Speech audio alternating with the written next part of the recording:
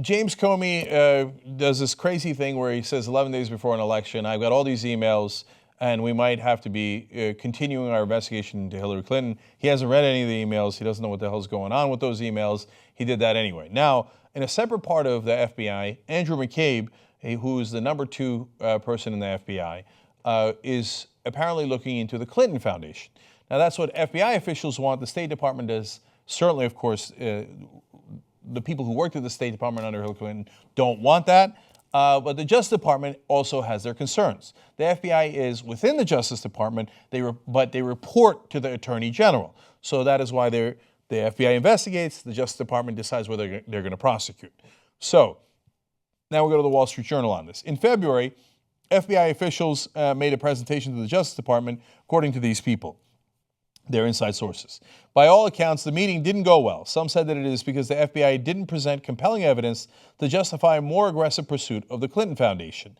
And that career anti-corruption prosecutors in the room simply believed it wasn't a very strong case. Others said that from the start. The Justice Department officials were stern, icy, and dismissive of the case. So I have a ton of issues with the Clinton Foundation. Do I know which side is right here?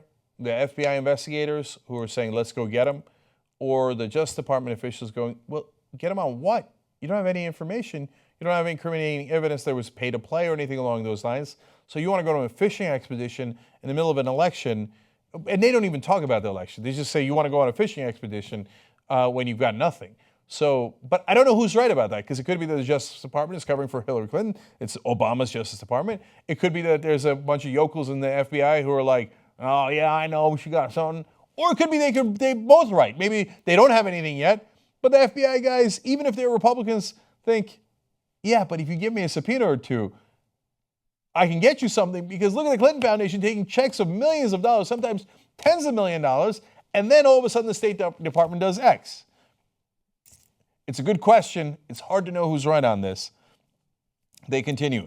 Anti-corruption prosecutors at the Justice Department told the FBI at the meeting that they wouldn't authorize more aggressive investigative techniques such as subpoenas, formal witnesses interviews, or grand jury activity. But the FBI officials believed they were well within their authority to pursue the leads and methods already underway, these people said. So basically the FBI says, like, okay, man, that's like your opinion, man, and I get it. You're not going to give me subpoenas, warrants, or anything along those lines. I'm just going to do the investigation like I've been doing without those things. Okay, the Justice Department official was apparently very pissed off when they found out that this investigation was ongoing, according to one person close to Mr. McCabe, and pressed him to explain why the FBI was still chasing a matter the department considered dormant. Others said the Justice Department was simply trying to make sure FBI agents were following long-standing policy not to make overt investigative moves that could be seen as trying to influence an election. Those rules discourage investigators from making any such moves before a primary or general election, and at a minimum, checking with anti-corruption prosecutors before doing so. So now the election does come up, and there is a fair case that 60 days before an election, you can't have people making announcements about things, especially if they don't have their ducks in a row and their investigation has not been completed. Okay, so now, some are concerned that McCabe's wife ran for office, Terry McAuliffe, who's on the board of the Clinton Foundation, now the governor of Virginia, donated a lot of money to her campaign.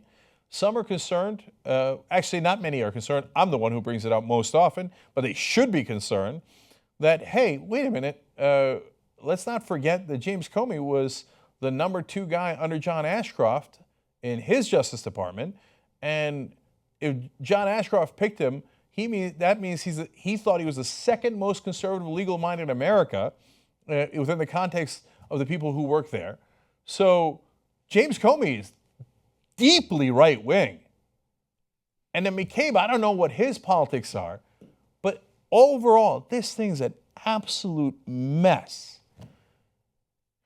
Is that me saying you shouldn't investigate the Clinton Foundation? Hell no, hell no. Is it me saying that, yeah, you should go get subpoenas and warrants that aren't justified according to professionals? No, hell no on that too. It is super hard to know the answer. I do know that the Clinton Foundation took a lot of money from multinational corporations and foreign interests. Those corporations and those foreign interests didn't give that money for their health. They didn't give it for your health or the world's health. If they wanted to, they literally could have given to dozens of other charities. They chose to give to the Clinton Foundation because they were looking for some sort of political capital.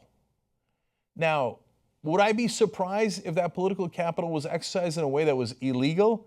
I'd be a little surprised because the Clintons are pretty damn savvy about all this. I wouldn't be shocked, though. Would I be surprised if we found out that there was informal quid pro quo? No, not at all surprised. So I just wish they'd take the politics out of this damn thing and have someone, if there's anyone in the country left, nonpartisan, actually investigate these guys outside of an election cycle, no matter whether Hillary Clinton wins or doesn't win, and see, was there pay to play? And by the way, there doesn't have to be pay to play for it to be wrong. Even if it's, hey, the King of Morocco gives $12 million, and you give the King of Morocco a hearing if you're either the Secretary of State or the President eventually, that is already a terrible appearance of corruption. If you've got Dow Chemical that has a $9 billion case, and they give a ton of money to the Clinton Foundation, and then you give them a hearing with a person who's either Secretary of State or might become president, that is already terrible appearance of corruption. So I don't know if we're ever going to find out the entire truth. I do know there's already quite damning emails that's already out there from WikiLeaks. And now I'm worried that there's not a lot of people we can trust inside the FBI or the Justice Department to do this in a nonpartisan way. And by the way, that's another reason why James Comey's letter from Friday is so damaging, because it takes away further trust from government officials on whether they can actually conduct these investigations in a nonpartisan way, which is what we all as Americans wish they could do. TYT members get the post-game show where Cenk and I get a little raunchy, talk about some personal stuff that we probably shouldn't be mentioning. If you want to watch the post-game, just go to tytnetwork.com/join and become a member.